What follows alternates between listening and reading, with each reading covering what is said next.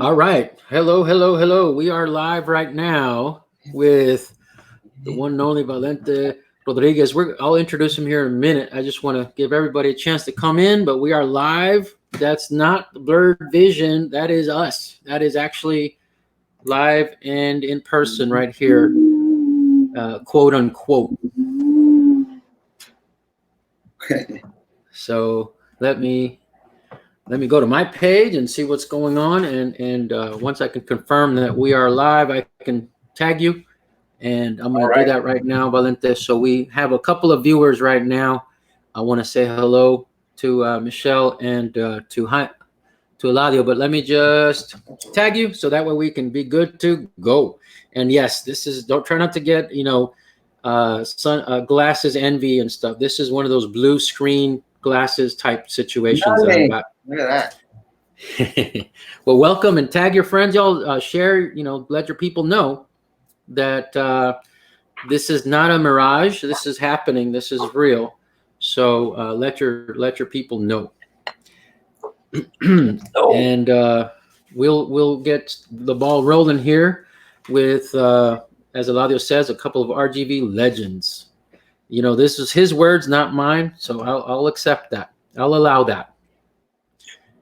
And like I said, I just need a moment. I'm going to tag Valente so we can get this ball rolling here. But this Facebook is wanting to do its own thing, man. Dale. So in the meantime, y'all get your people ready and let them know. We'll have a discussion, and we'll definitely take some stupid questions only. We'll take some questions later on in the broadcast. But yeah. Mariachi.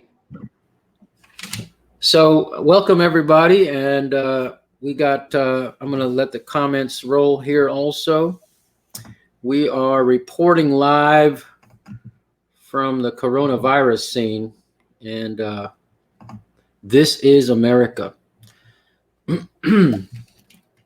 all right, we have hit the double digits here. We got 10 people. We got some hearts and all that good stuff. So, want to welcome everybody to our broadcast here. I'm have the pleasure and distinction here to be honored with the presence here of Mr. Valente Rodriguez, and we're gonna bring you some good times right here. It's Friday. We survived another week. I know it's a little bit early in California. It's about 3 p.m., but Texas time is 5 o'clock somewhere, and that somewhere is called Texas, right?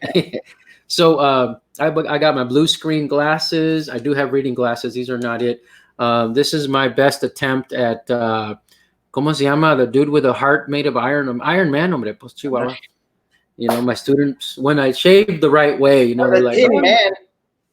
Yeah, more like a tin man. You've got to have a heart made of iron. Or tin. The tin man. So let's start at the beginning. And I want to say again, welcome to everybody.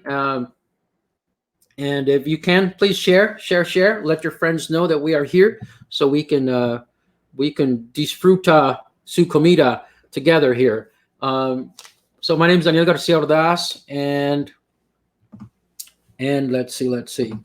I am the poet mariachi, mostly on weekends. This is National Poetry Month, so we're wrapping up National Poetry Month. We have the Rio Grande Valley International Poetry Festival happening this weekend virtually with readings and panel discussions and all that.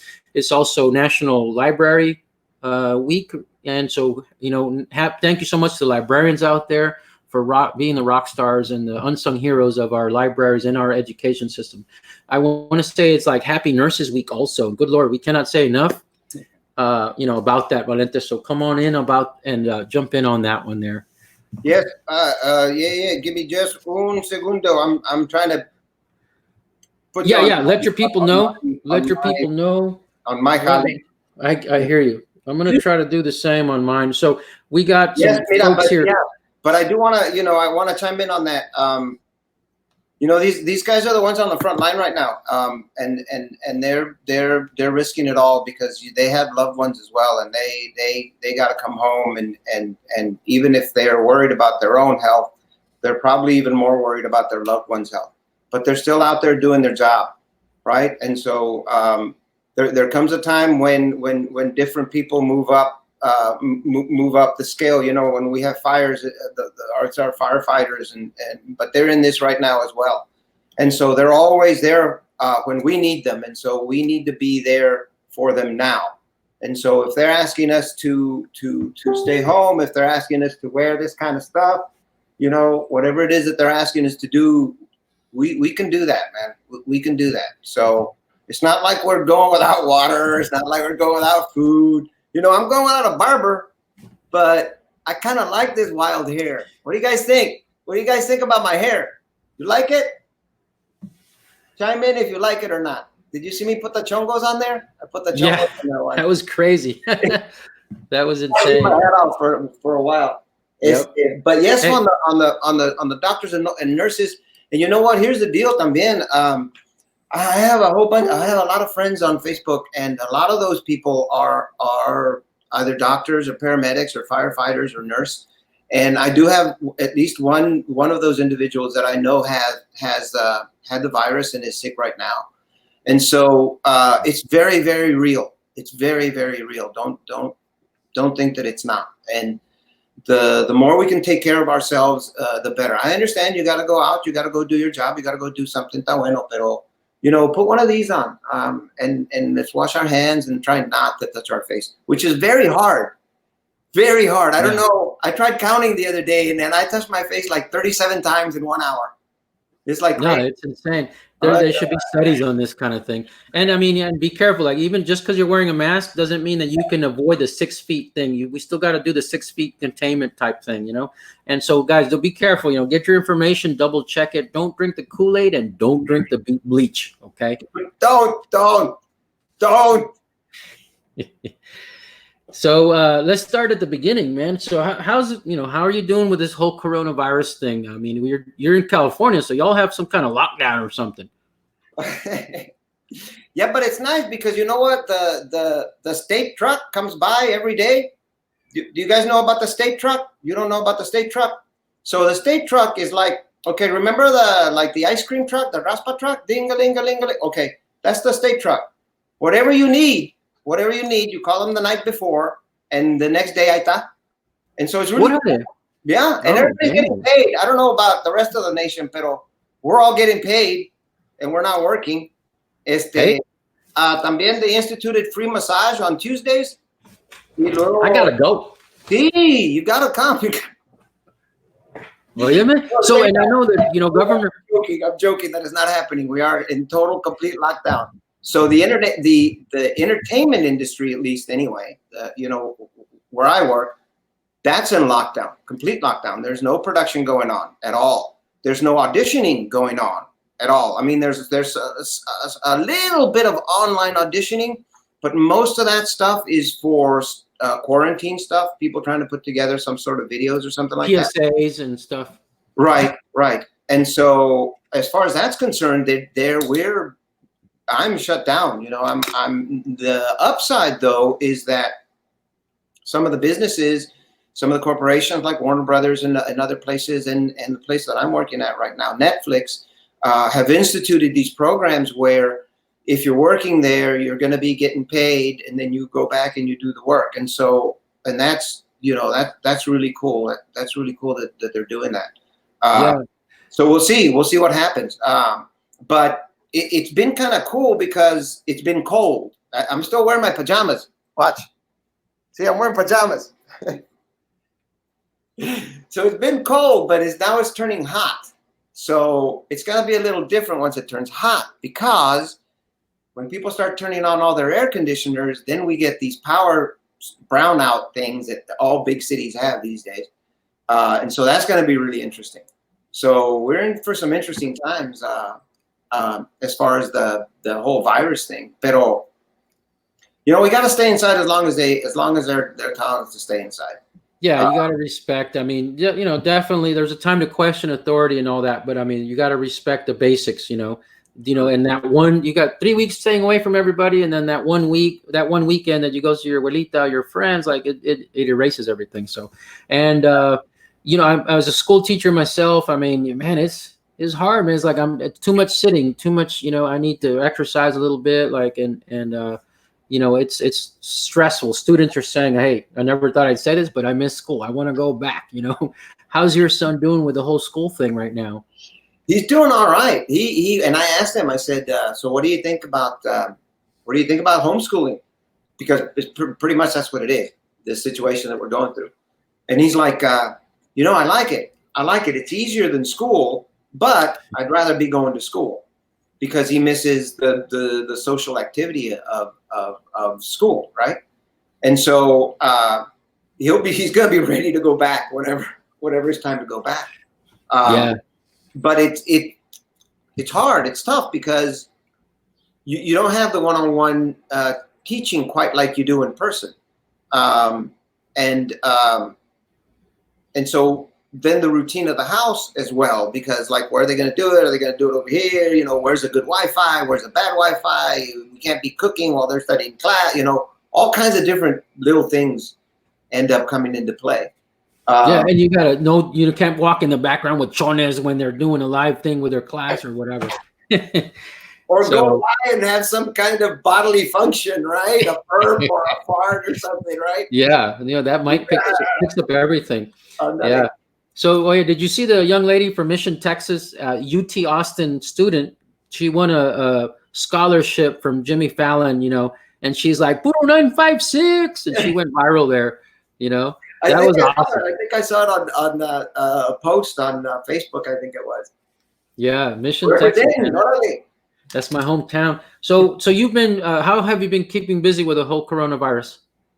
Well, I've been doing all kinds of stuff. I used to have, and I still do have, I had my Facebook page and I had Instagram and I had a YouTube channel también. But now with the lockdown, I've been a lot to have something to do, because I find if I don't have something to do, that's when I start just thinking about it and then forget it. It's an endless going down the drain kind of thing. And so I've been doing posting new stuff and doing songs and doing what I call pendejadas, which is just these stupid thoughts that I get in my head, and then they come out, and sometimes they're funny, sometimes they're just stupid, sometimes they're just embarrassing. But I tell all the students that I have in terms of acting, when I talk to them, I tell them, the first thing it takes is courage. You got to have the courage to put yourself out there. You got to have the courage to do what it is that you want to do. And if you don't have that kind of courage, that's fine. That's cool. That's fine. You probably have courage in some other field. But if you don't have the courage to put yourself out there and make yourself look like an idiot, then you need to work on that, because a lot of times that's what it's going to be. That's what's going to end up. You're just going to end up looking like an idiot. So if you're comfortable with that, and if you can make yourself laugh at yourself, then you're going to have a much, much better time. A much, much better time.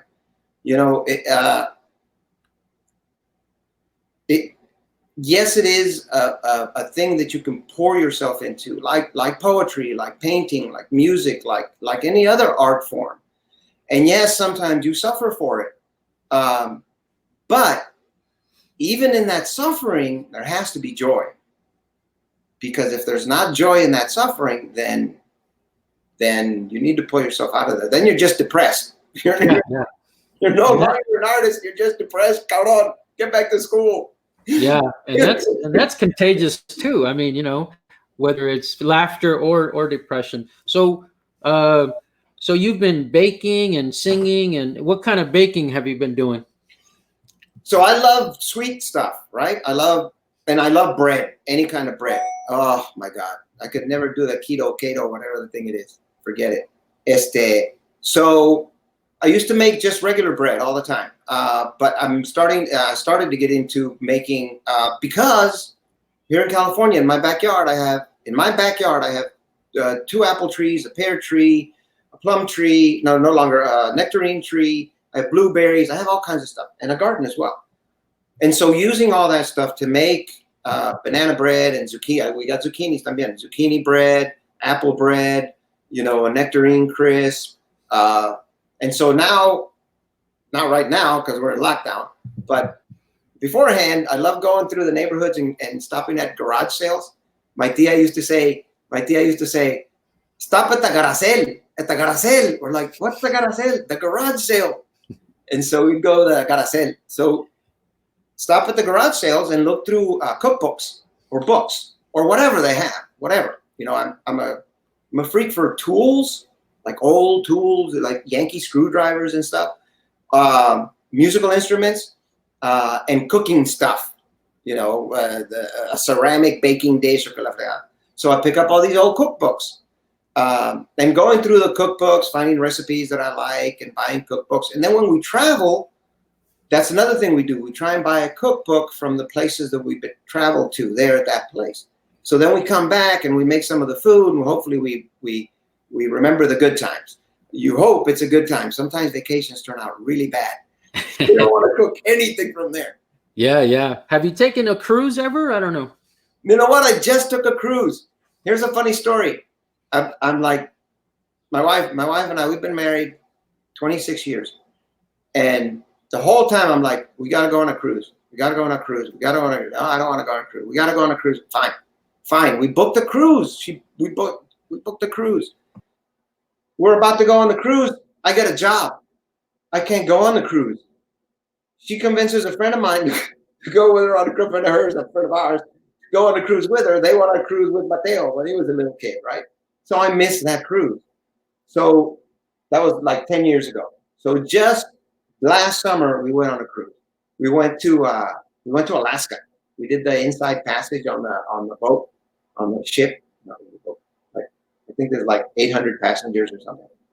And it was amazing. Amazing place. It's an amazing place. And that's what we like to do. We travel. That's where we spend our money. We don't. I don't drive around a fancy car, and we have a nice house, but I'm not on the west side. I'm not by the beach or anything. Yeah. So we spend all our money traveling. We go to beautiful places. And camp. You went to, you camp also. You went to Peru, Ecuador recently? Yes. The summer before that, we went to Peru. We flew into Lima, went to Cusco, then went to Machu Picchu, came back to Cusco, then went to Iquitos, came back to Cusco, then went to Lima again. And so, yeah, we went to Machu Picchu and then went to the other side of the Andes, and we were actually in Iquitos, where you're on the Amazon River, on the far west side of the Amazon River, and it all flows eastward. It's amazing. It's amazing. It's just a whole nother place. And Machu Picchu is just, you don't even believe it when you're there. Yeah. I mean, so what do you think? Was it the aliens that built this? Or, I mean, was it our people? Hombre, it was our people, carnal. It wasn't the aliens. It was our people. That's the amazing thing. See, one of the things that, we're talking earlier on the pre-show, the green room, we're talking earlier about what is it that you do or try to get to, if you feel yourself getting depressed, if you feel yourself moving blue, if you feel yourself closing down. And one of the things I try to do is think of the beautiful places I've been, but also think of the beautiful things that we as human beings have accomplished. Like, that fortress up in the freaking clouds, like the pyramids, like Van Gogh, like Beethoven, like Chuck Berry, like these amazing creations that we have, the paintings, Pablo Neruda, poets, writers, and that's where I start to see the beauty of the things that we can create. And in that brings me joy, and that brings me hope, and that sometimes pulls me out. The other thing that always pulls me out is music. That's, why I bang around on it, even though I'm not all that good. Yeah. But because it pulls me out of some of those dark places, Yeah, you get out of that Cuatlicue state with, you take the pan, you take the pain and make some pan, and you beat up the pan and you make some empanadas. And but do you have a piece of a song you can do for us? Oh, or we can go to YouTube if you want. No. I want to do something for you live, but I'm just gonna do a little bitty thing. I don't know this or anything. It's just gonna be a little piece. It's one verse because it's a really long song. Yeah, don't smash the guitar at the end. You know. I'm gonna light it on fire. Get the lighter fluid. Get the lighter fluid. No, this is just and I'm gonna actually I'm gonna turn the air conditioning off, I think. No, let's get my leave it on. That way it'll cover the bad parts. Órale. So this is a song. I hope you can hear it, and I hope I can do it. No, don't mess it up. Porque estamos live. All right. This is let's see if you recognize it. A ver, vamos a ver.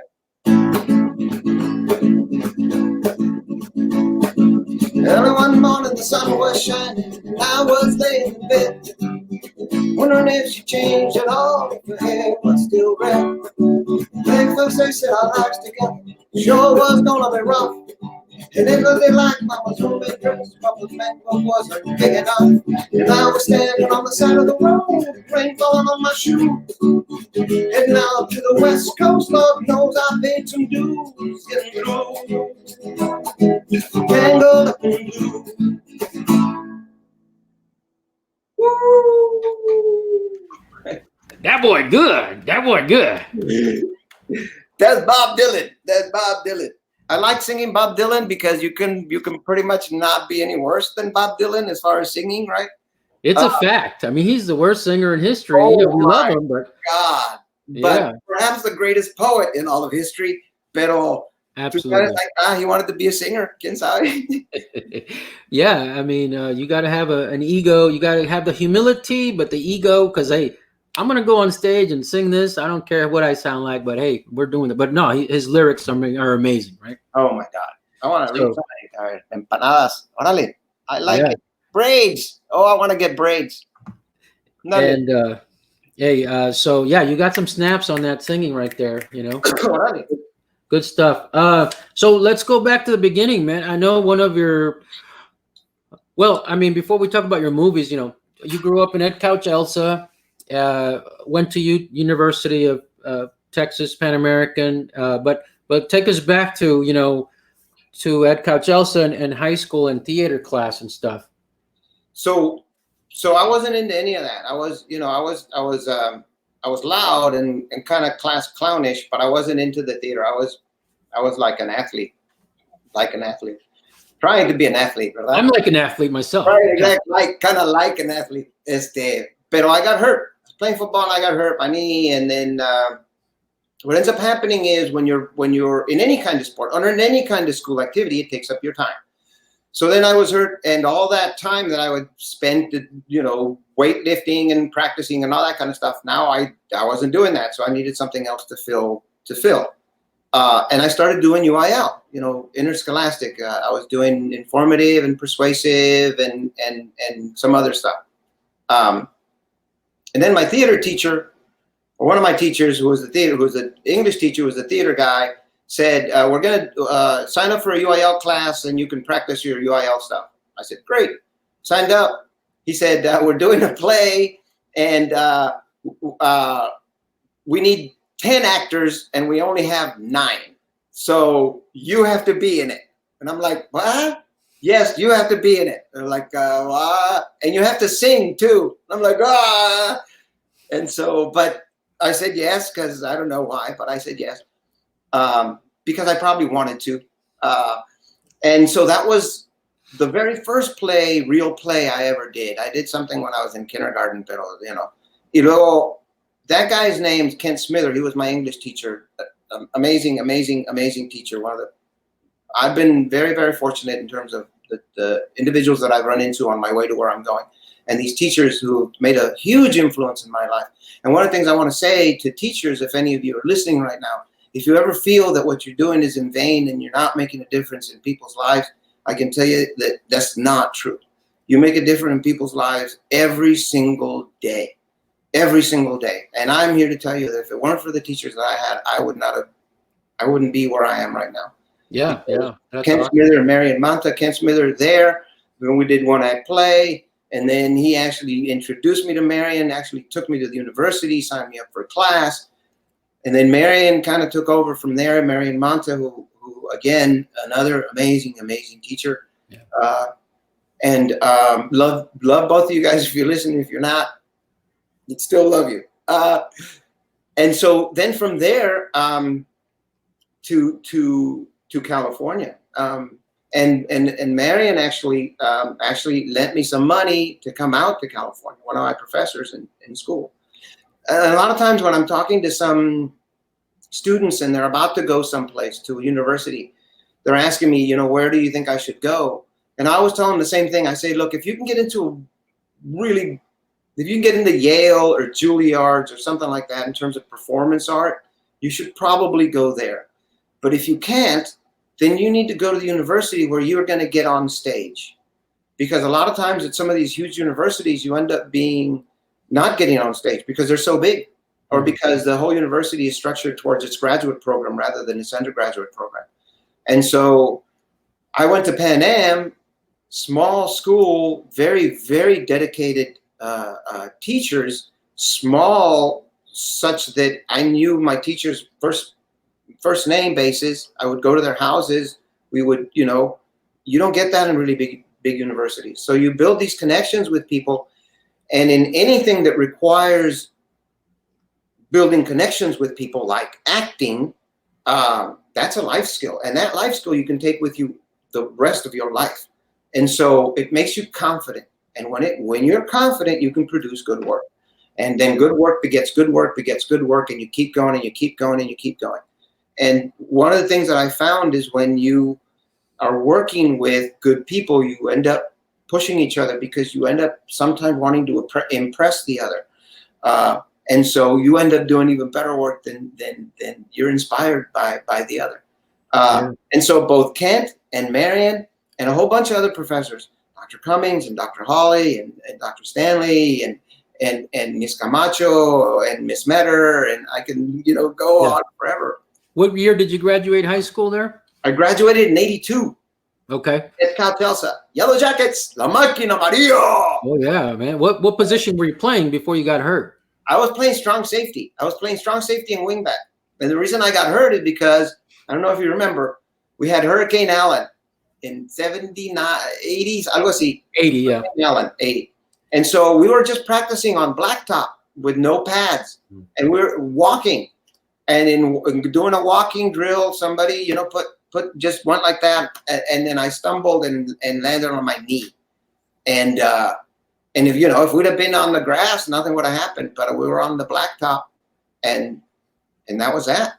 So that was the Lord Jesus right there. He's saying the hurricane, boom, to get you into Hollywood. that was somebody. I don't know what it was. Somebody was praying for you. Somebody was praying. Yeah. So, and did you go to church as a kid in that couch also? You know what? We did, and we went to church a lot. We went to different churches. We were Methodist. My dad was kind of Catholic in the way that kind of Catholic, you're Catholic, but you don't really go to church, kind of Catholic, that kind of Catholic. My mom was Methodist. She was the one we went to church with a lot.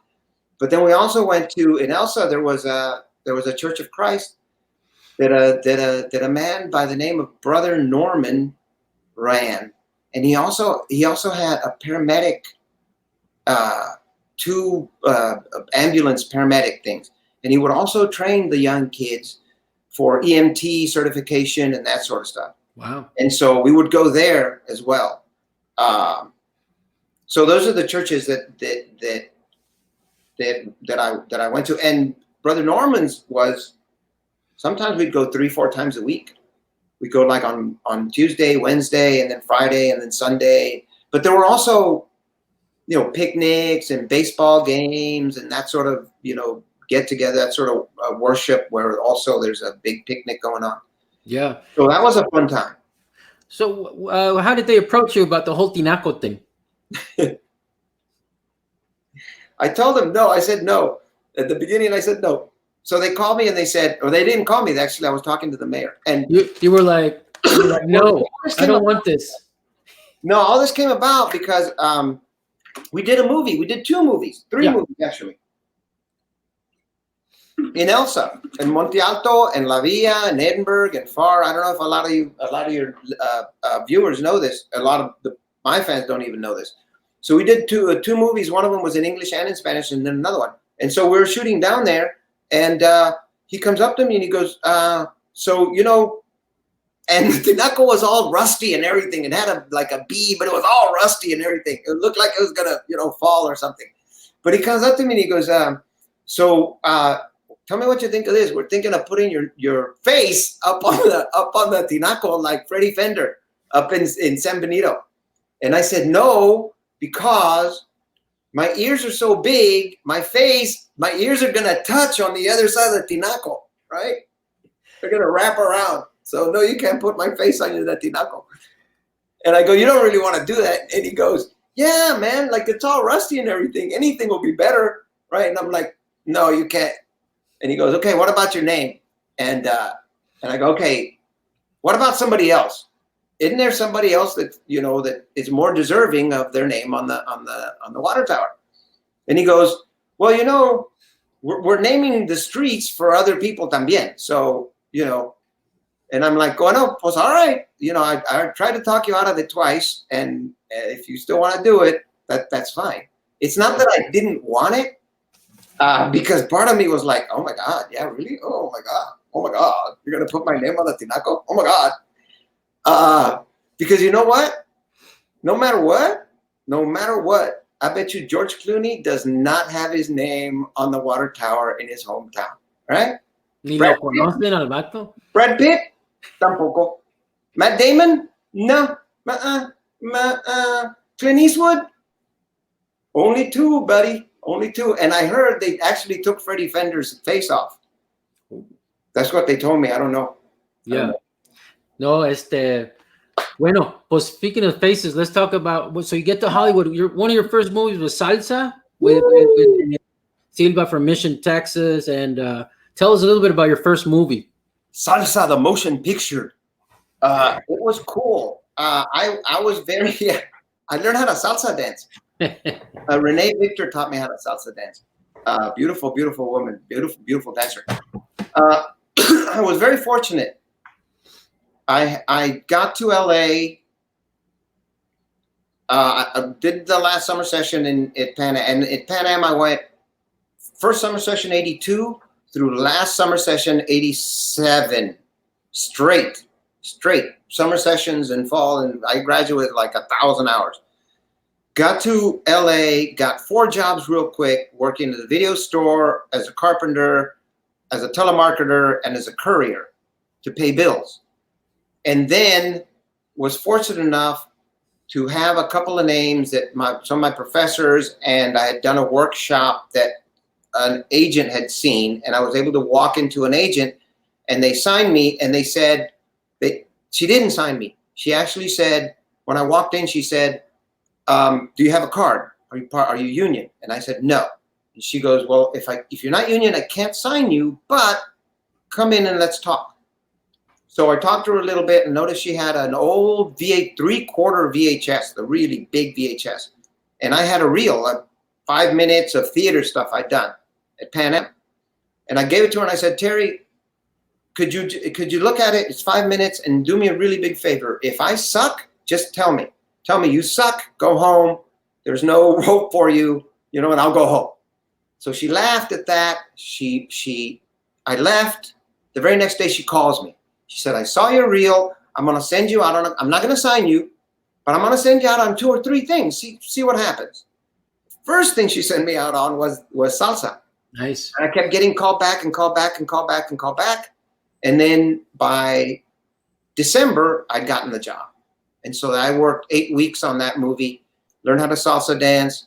And that movie, the guy who choreographed that movie had just choreographed Dirty Dancing, Kenny Ortega, who's also one of the guys that's executive producer on the new Disney High School musical, the High School, whatever that. Yeah, he was there with Michael Jackson, the whole thing, and all. Yeah. And so he's in the movie too. He sings one of the songs, and Robbie Rosa and oh my gosh, Renee Victor, Magali, which was an amazing experience. It got me enough money so I could put it in the bank, quit my jobs. I was living in Orange County. I started looking to figure out the network in LA. So My agent was sending me out. I was starting to get stuff. I got Golden Girls, and then I went and I found a theater in LA, the Latino Lab, and I auditioned for them, and I was very fortunate to get accepted into their theater. And then I was with them for a while, and then from there it just kept going. There were some lean years. There were some years that were, the visa bills, the visa got up to the 10,000, 15,000 mark kind of thing. Yeah. Then the good years, you pay those off, and then the years get better as they go. Yeah. As far as this is your career is still going, of course. Is there a movie that people from the Valley is like, oh man, that movie? I don't know, Blood In, Blood In, Blood Out. That's the one. I mean, that Blood In, Blood Out. It's Blood In, Blood Out, and George Lopez. So it's Frankie that I'm in Blood In, Blood Out, or it's Ernie that I'm in George Lopez. And so those are the two. Blood In, Blood Out was just an amazing.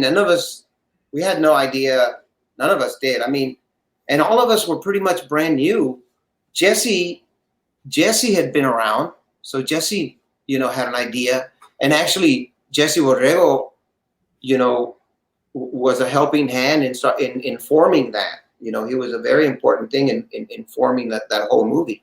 But we certainly didn't have any idea about how, 20, 30 years later, it's still relevant. And people yell lines at me, throw it out the pinche window. It's turning brown, And so, the onda don't wear a mask. Yes, life's a risk, carnal. Take your mask off.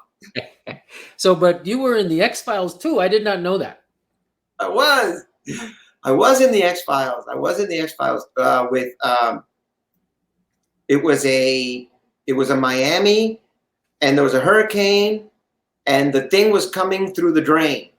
Oh, and what we end up seeing is like an octopus arm with little suckers everywhere. That's what we end up seeing. But my wife is pregnant. She's having a baby. And there's a crazy guy with a shotgun upstairs. And then Sully and the other, they're trying to give birth to my wife as we're, doing all this kind of stuff.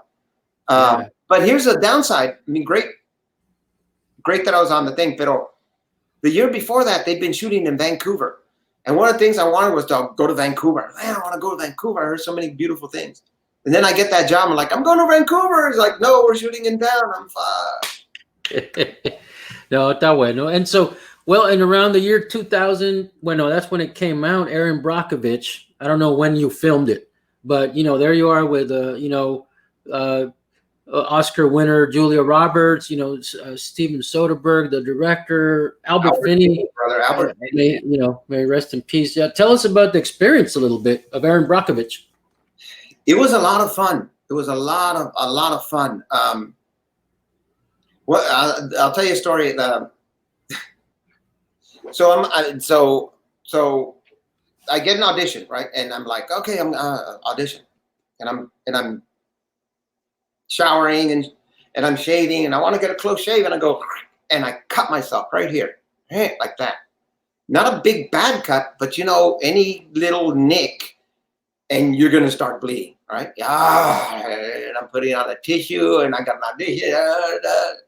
So I show up, and of course, it's the first thing they're gonna see. It's like, oh my God! The casting director goes, oh my God, what happened to your lip? And I'm like, I don't know why I said it, but I was outside working on my roses, and one of the thorns just and cut me. I have no idea why I said that, but that's what I said. And she was like, oh, okay, well, yeah. And then we did the audition, right? So then I got the job. And that was just a general. When I got the job, my agent calls and she goes, hey, you got the job. And I went, yay, I got the job. And I'm like, what job did I get? And she goes, you got the Steven Soderbergh job. I'm like, I didn't audition for Steven Soderbergh. I would have known. She goes, okay, the Julia Roberts job. And I said, no, that's for sure. Now you're just messing with me. You're pulling the joke, right? Where's the camera? She goes, no. She says, remember that audition you went to, that general audition? That's what that was for. Great. So then back to shooting, we're shooting and we take a break and we're eating. And I'm talking to Soderbergh and he goes, "How are your roses?"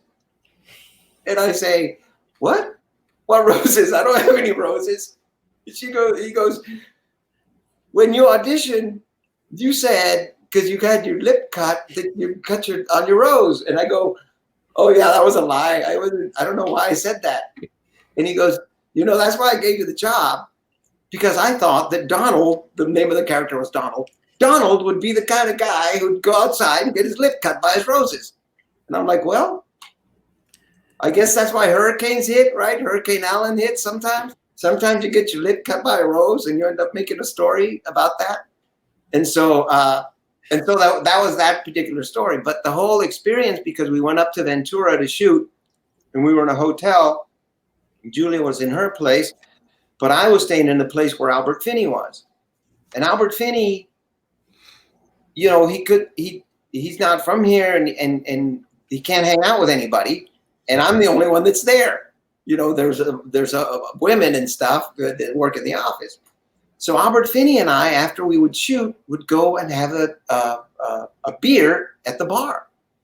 And I'd be sitting there and he's telling me stories about Elizabeth Taylor. And I'm like, one of the only times that I've ever just sat there with my, like this, listening to these stories that he was telling me. So that whole experience is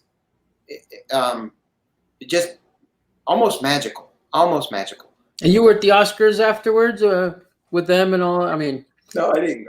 You weren't even a placeholder for the chairs, not even that. No, not even that. But I do now these days. I do say that the reason Julia got the Oscar was because she got working with. When you work with good people, your shit gets better too. So yeah, she got that brown treatment. Put her over the top. I had a little thing to do with that. No, but she was amazing in that movie. Oh my God, she's so good in that movie. And if you haven't seen it, you gotta see it. And the even better part is that it's a true story. That there are stories like these where the little guy wins. Yeah, they made in Mission, Texas. We used to go. They had a makeshift little pulga at the Hayes Salmon's plant in Mission, where they made Agent Orange during Vietnam. Ooh. And all these years later, all these people in that neighborhood of Mission, I mean, they had that whole situation with tons of cancer and all kinds of stuff, and so. Hey, go ahead. There's one like that in Elsa. It's called the Red Barn. The Red Barn, that was some sort of chemical place, and check it out. It's on the other. So here are the tracks. Here's the Red Barn. Right here on the other side, guess what it is? The water plant. And then over here, the library and the swimming pool. Yeah, dude, all the city property together, man. There's a lot of unfortunately, a lot of our smaller towns, because they were produce towns and that sort of stuff, and right next to the border, they have a lot of that stuff going on. Yeah, Ed Couch Elsa in that area had one of the largest canning plants during World War II. We in the Valley did not suffer from food shortages. We were feeding America. Right. So those plants are all right there. So you were at the bar with Albert Finney and so on. Like, what I know in New York City, I guess I've only been there a few times, but it's been a long time. In New York City, there's this rule, like, you don't approach celebrities, you let them be. What's the rule in Los Angeles? What's the situation? There's so many that yeah. I mean, there are a few. There are a few that when they're walking down the street, everybody looks. If Brad Pitt's walking down the street, or if George Clooney's walking down the street, everybody's gonna look, right? But most of the time, people don't come up to you, and the people that are coming up to you, they're most of the time they're tourists and stuff like that, and for the most part, most actors will be generous and kind and say hey and take a picture and do that sort of stuff. But there's a lot of actors And so a lot of times you pass each other on the street and just, give each other kind of a knowing look like, hey, yeah, I like your work, man. And just keep going. You are good. You're good. Yeah. You give the thumbs up. Yeah. And what are some stupid questions that you get asked, that you're like, yeah, tired of answering that question, man. Ya déjame en paz. Well, I mean, usually there's about 5. And, well, it depends who's asking. So, like, Your primo, someone from the Valley. So the Valley says, what kind of car do you drive? Where do you live? Who's the most famous person you've ever met? How much money do you make? How much do you get paid? Are you married? Órale. Yes. How you doing? How you doing? Yeah. And so I drive a Subaru Forester. I don't live in the beach. I live in East LA, Holmes. You want to come visit me? You take your life into your own hands, carnal. Don't bring that Bentley to my neighborhood because you're going to be driving home in rims, brother. And I make a lot of money. And the most famous person I've ever met, probably Julia Roberts, probably. I mean, I worked with George Clooney when I was on ER. Yeah, I mean, Golden Girls, though. I'm working with Jamie Foxx now because I got a new series with him. He won an Oscar playing Ray. The Golden Girls. Monday? The Golden Girls. Yes, the Golden Girls. So, so I'm going to put on my Oprah hat for a moment. Okay? Not bad. Valente. Yeah. You make a lot of money. Is there racism in America? Oh, yeah. Yes. There has to be. Well, not there has to be, but I think it's a natural human trait.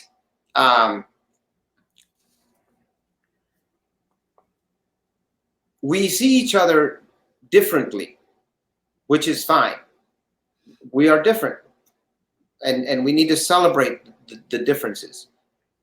I don't think that once we know each other face to face, and we're kind to each other, then I don't think that those kinds of feelings have a chance to blossom. I think when the situation has somebody trying to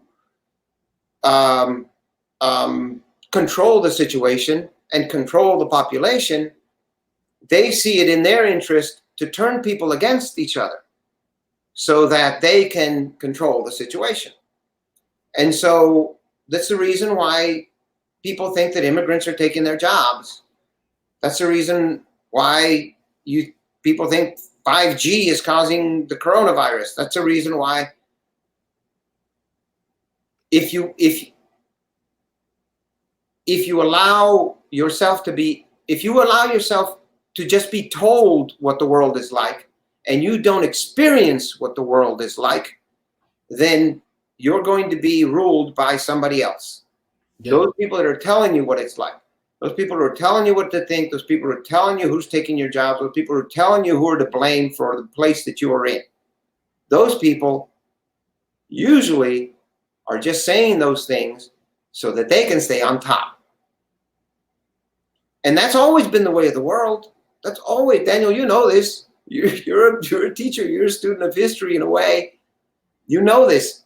Yeah. Governments always, and not just governments, people in power will turn the gente against each other to keep them where they are. And once we figure out that, then we make women get the right to vote. Okay, chinga. Okay, they gave us that. Great. We get the Civil Rights Act. Okay, great. Okay, we got that one. So we're climbing the hill, carnal. We're climbing the hill one step at a time. Yeah. And so we get a bigger consciousness. We start seeing the world. We start figuring out that, hey, wait a minute, somebody is doing this to us. Somebody is trying to do this to us. And so I think things like this, things like the internet, certainly, these amazing tools that we have in our pockets, that's bringing us all together, and that's showing us some truth. And so I think that is where it will help. We'll move towards being nicer and gentler and kinder with each other. Yeah, yeah. This is a recording device, and you can't get away with stuff that that you used to and all that. I mean, and then the DNA testing. It's like, hey, wait a minute. I'm black. I'm Native American. I'm Have you done your testing? I don't know. Have you done your DNA? I did. I have. I'm white. I'm 80% European. So, well, not all European. I'm around the Mediterranean, all the way around Italy, southern France, Spain, Portugal, northern Africa. 1% Jewish, Ashkenazi Jew, 20%, 22% indigenous Native American. They don't give you an exact match. Right. My family's always been in the Rio Grande Valley for as long, on my mom's side, for as long as they've had history. Yeah. So whatever was there, but 80%, so as we meld together, as we become one race, and we start to understand each other, I hope, because if not, the flip side is not a good thing. No, I know my own observation from history, like you mentioned, and let's say September 11th, when that horrible disaster happened. I mean, like we had a very beautiful time of peace where we didn't have time for differences. We were all Americans. We were very patriotic. Jews were sitting next to Muslims in the subway to protect them and so on. And in times of struggle, we come together as Americans. Mm-hmm. As natural disasters around the world. I don't know I'm not sure if I see that with this situation. We have a little bit of that, but also some division.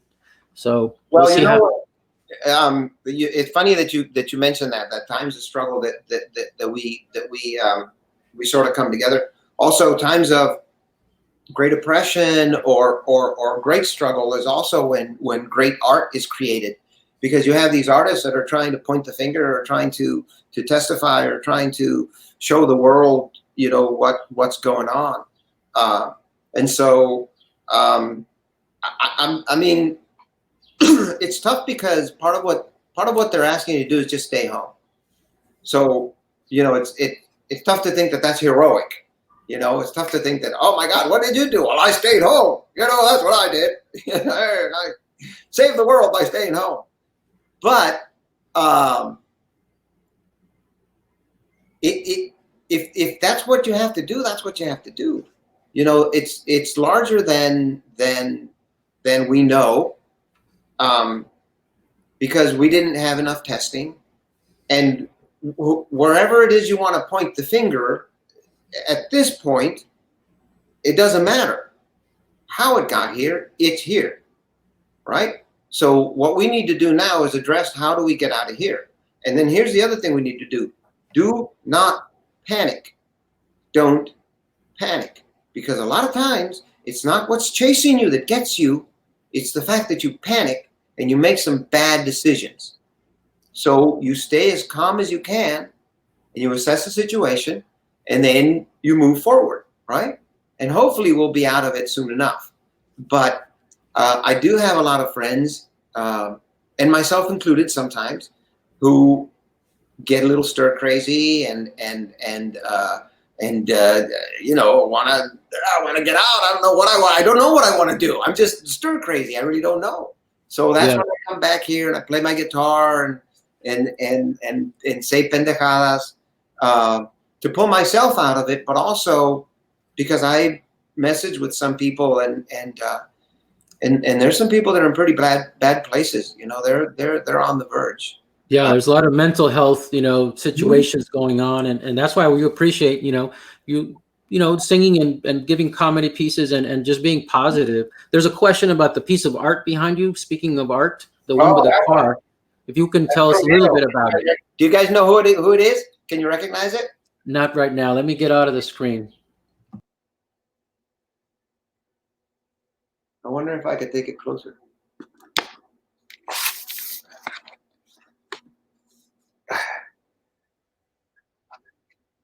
It's about as good as I'm gonna get. There it is, right there in the corner. Is that part of Chicha's collection or whatever? No, that's mine, buddy. So that's Romero. That's an artist. That's Romero. So That's Frank Romero. Hmm. So he does a lot of cards. I actually have. That's a print. That's yeah. Well, actually, I have a real one. Órale. That's in the house. That is a real one too. That's a real one too. What I meant to say is I have a painting, an actual painting. Yeah. That's beautiful. We'll put a link to Frank Romero. The Smithsonian has, done some work on him and stuff. I'm gonna let you go soon. I just want a few quick takes. And so Raspas. Do you even have them in LA? No. Yeah. No, I don't know why. When I was in Philadelphia, they call them Italian water ice. No, we have the paleta guy. We have the paleta guy, but we don't have raspas. Hey, that's $1 million idea right there, my friend. Mm-hmm. What do you like? A truck right next to the taco truck. Yeah. What do you like when you're down here in the valley? Botanas, brother. Órale. Food. Botana. So I'm on the search for the best botana in the Rio Grande Valley, and there's some places that are really good, but I'm still searching. And raspas, but it's the food. Tamales. Yeah, I mean, and you gotta, when you order the botana, it's like, is it a botana for two or for 2 for 4? For 2. Yeah. You order the large one for 2 people.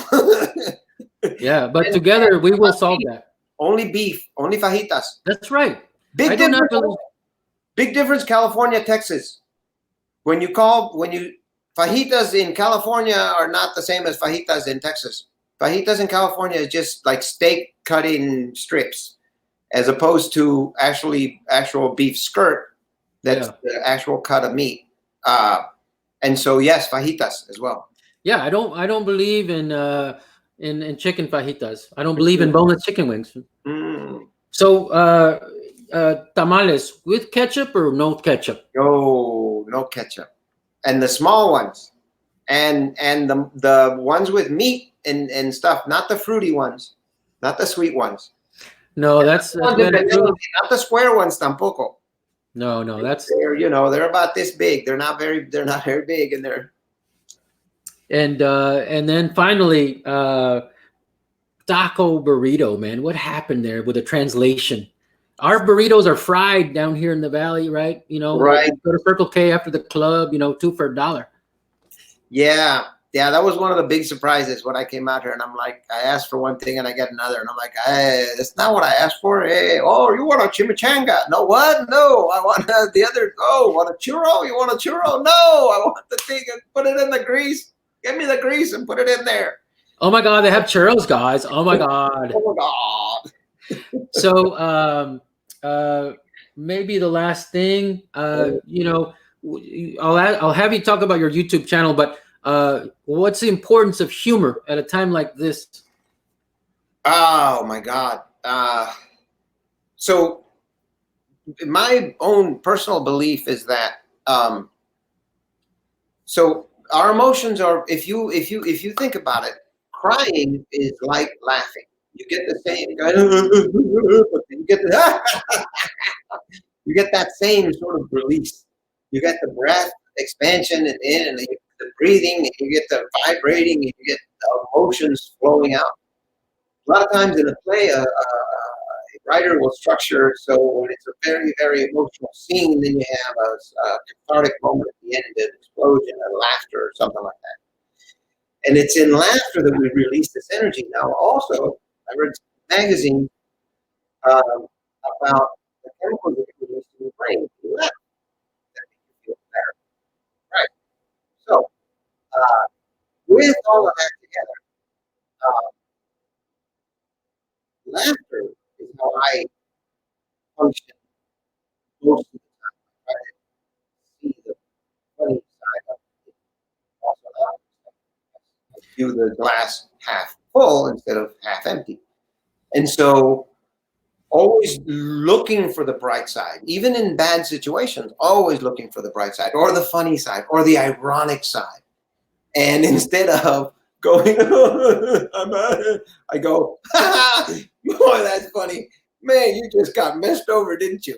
Or, oh, man, you're in for a bad time. Or, oh, whatever, right? But it's that same acceptance of whatever it is that's happening, but viewing it from a little bit of a distance and not thinking, oh, I'm in for a bad time. Because like I said, a lot of times it's not the stuff that happens. It's how we react to that stuff. That's what ends up making it bad. If I, for a whole week, beat myself up about a test I have coming up at the end of the week, it's bound to go bad. I've been telling myself it's going to go bad the whole time. Tell yourself it's going to go good. Even if it goes bad, that whole week will be a lot better. Don't put yourself in those situations. Don't dig the hole. Yeah, The yeah. hole you're going to fall into. Don't dig your own hole, right?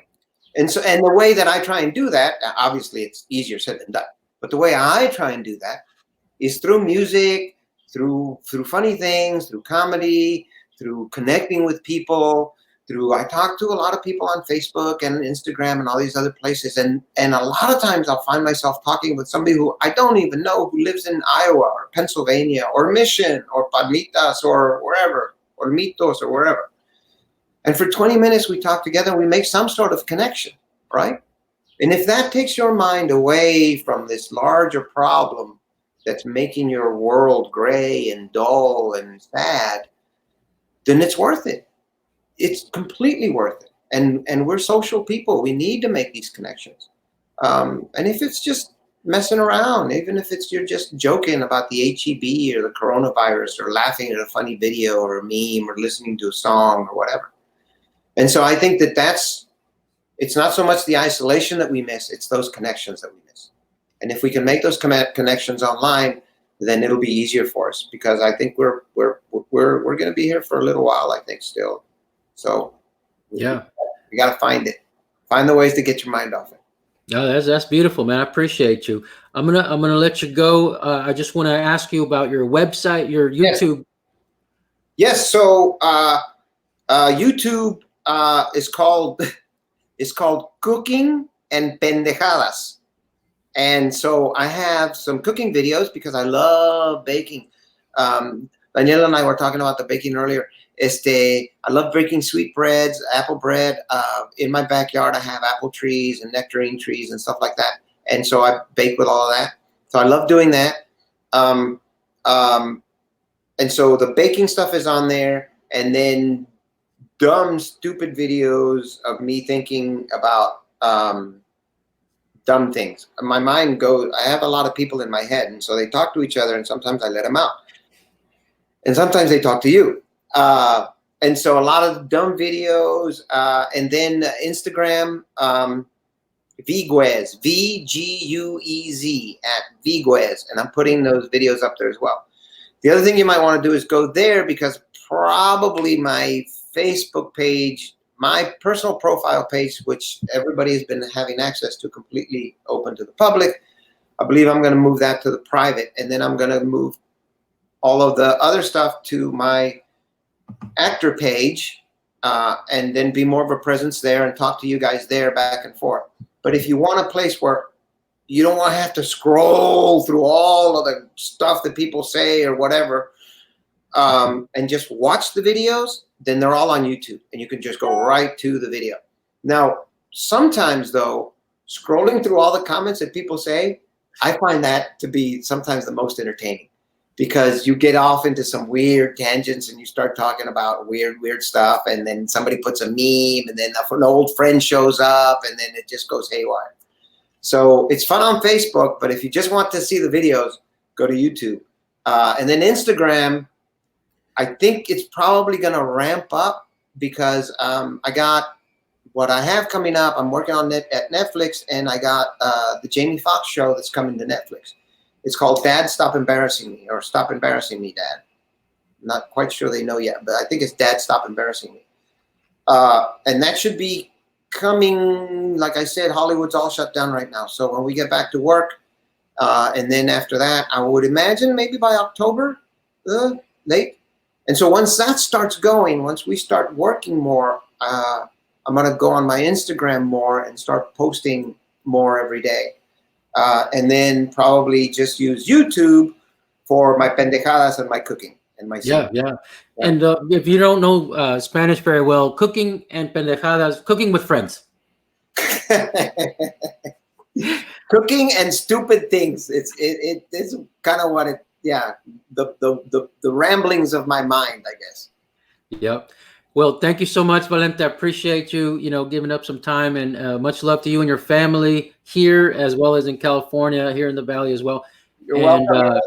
And I'll let you have the last word before and thank you all so much. Orale. Okay, so check it out. Everybody got to put one of these on if they go anywhere. This is really nice because it's like that. It's like that. You can do it like that, right? And check this out. Look at what it does to my ears. Check it out. Andale, no que no. But it's also reversible. So now you can be a cow.